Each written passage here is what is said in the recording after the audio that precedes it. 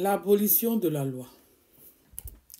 L'abolition de la loi est un sujet très compliqué, très difficile parce que beaucoup de chrétiens n'aiment pas, surtout les légalistes, n'aiment pas qu'on dise que la loi de Moïse a été abolie. Parce que pour eux, quand on dit que la loi a été abolie, c'est-à-dire qu'on livre l'homme à un libertinage. Qu'est-ce que nous allons voir aujourd'hui au regard de la parole? C'est l'abolition de la loi. Pour comprendre l'abolition de la loi, nous allons retourner dans la Genèse. D'accord? Dieu crée l'homme. Dieu met l'homme dans le jardin. Et Dieu, dans le livre de Genèse 2, Dieu dit à l'homme de ne pas manger du fruit de la connaissance du bien et du mal. L'homme, sciemment, volontairement, désobéit à l'homme, à l'ordre de Dieu, dans Genèse 3, et l'homme obéit au diable et l'homme pêche. D'accord? Le péché de l'homme dans le jardin est...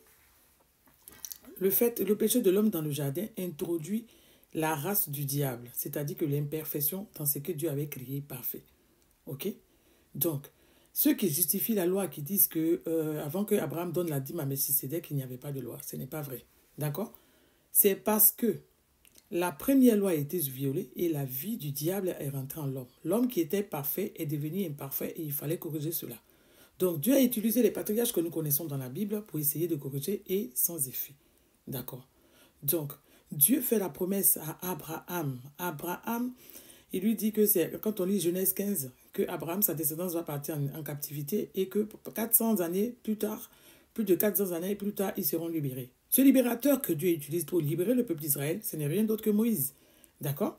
Moïse voit le peuple d'Israël en la captivité, il se rend compte de son appel pour Dieu, pour la libération du peuple de Dieu, et Moïse, Dieu l'utilise pour sortir le peuple d'Israël de la captivité. Ok? Mais n'oublions pas que précédemment, le péché, avec le péché du jardin d'Éden, a introduit le péché en l'homme, c'est-à-dire la vie du diable. Le péché, je précise bien le péché, d'accord? Donc, le peuple d'Israël, Dieu utilise Moïse. Moïse, il sort le peuple d'Israël de la captivité, d'où le livre d'Exode. On se rend compte que c'était toute une multitude de peuples mêlés, des peuples d'Israël et de tout, c'était un mouvement de masse. Donc, il fallait canaliser tout ce peuple-là. Donc, Dieu, qu'est-ce qu'il fait? Il donne la loi à Moïse. On lit ça dans Exode 19, 27. C'est la première alliance avec la loi. La loi concerne, on dit la loi, mais dans la loi, il y a 613 commandements qui sont déclinés en loi morale, en loi religieuse, et toutes ces lois, les lois qui régissent la vie, les droits de propriété, j'ai déjà fait une vidéo qui en parle. Donc, si vous voulez comprendre les lois, allez-y regarder la vidéo sur mon profil. D'accord? Donc, Dieu donne la loi pour pouvoir canaliser le peuple avant que le parfait ne vienne. Pour comprendre cela, il faut lire Galates 3 à partir du... Il faut lire le livre de Galates 3. D'accord? Galates 3 nous dit que nous étions sous le pédagogue de la loi avant que Christ le parfait ne vienne. D'accord? Mais pour que le parfait puisse venir, la Bible déclare dans Galates 4, verset 4, que Dieu utilise une femme née sous la loi afin de nous délivrer de la loi. C'est-à-dire que Jésus est venu sous la loi. Jésus naît. Il vit sa vie et Jésus affirme dans Matthieu 5, verset 17 que je ne suis pas venu abolir la loi, je suis venu pour l'accomplir. Voilà le verset polémique. D'accord? C'est ce verset-là qui fait dire aux chrétiens que la loi n'a pas été abolie. Ce n'est pas vrai. Comme Romains 3 nous dit que la loi, la chair, à cause de la corruptibilité qui est rentrée dans le péché, par le péché, la chair de l'homme ne pouvait pas obéir à la loi. Et nous savons que la loi que Moïse a donnée, Dieu a donnée au travers de Moïse, cette loi a été écrite sur les tables de la loi, c'est-à-dire que donc c'était des lois qui géraient que l'extérieur. Ok? Il faut noter. Donc, l'avènement de la loi, la première alliance avec la loi a été faite avec Moïse et on le trouve dans Exode 19. Donc, comme le livre de Galates nous dit que nous étions sur le pédagogue Galates 3, la loi avant que Christ ne vienne. Et le livre de Romains nous rappelle qu'à cause de notre nature corruptible, c'est-à-dire que la chair que nous avons héritée à Adam, nous ne pouvions pas accomplir tous les commandements de la loi. Ok? Donc Dieu envoie Jésus dans Galates 4, verset 4, né sous la loi pour nous délivrer de la loi. Et Jésus, pendant son parcours terrestre, il était sous la loi, avant qu'il ne meure. Donc Jésus dit qu'il n'est pas venu abolir la loi, il est venu l'accomplir. Effectivement, Dieu condamne la loi, il condamne le péché en Christ et Jésus accomplit la loi pour nous. D'accord? Raison pour laquelle le livre de Romains 10, verset 4 dit que Christ est la fin de la loi pour la justification de quiconque croit. Ok? Donc, avant même que la loi ne soit abolie, Jésus avait prophétisé, Jésus avait parlé de l'institution de la nouvelle alliance. Ok? Jérémie en avait parlé. Jérémie 31, verset 31 à 34. Hébreux 8, verset 10. Hébreux 10, verset 16. Parle de la nouvelle alliance. Donc, si la première alliance avait été parfaite, il n'aurait pas fallu une deuxième alliance. On voit ça dans Hébreux 8 à partir du verset 7. D'accord? Donc, Jésus vient. La mort et le sacrifice de Jésus, parce que sans effusion de sang, il n'y a pas d'alliance. D'accord? Donc, la mort de Jésus, l'effusion de son sang, sa crucifixion, annule la première alliance et introduit la deuxième alliance qu'on appelle la nouvelle alliance. D'accord? Et pour voir que l'ancienne alliance a été abolie, il faut lire le livre de Hébreux 10, chapitre 9. C'est dans Hébreux 10, chapitre 9 que Jésus dit, il vient au Père pour faire ta volonté. Tu n'as pas voulu ni offrande ni sacrifice, mais tu m'as formé un corps. D'accord? C'est ça dans le livre d'Hébreux 10. La Bible déclare qu'il a ainsi aboli les premières choses pour instaurer les secondes. Donc, d'accord? Donc, Hébreux 10, verset 9, abolit la loi. Et la loi, elle est abolie. Donc, on dirait, donc, est-ce qu'on peut voler? Est-ce qu'on peut mentir? Mais Dieu n'a plus écrit ces lois-là sur les tables de Moïse. Mais dans la nouvelle alliance, Dieu écrit ces lois-là sur les tables de notre cœur. Et pour pouvoir le comprendre, allez-y sur ma page, vous allez comprendre la loi de l'esprit de vie.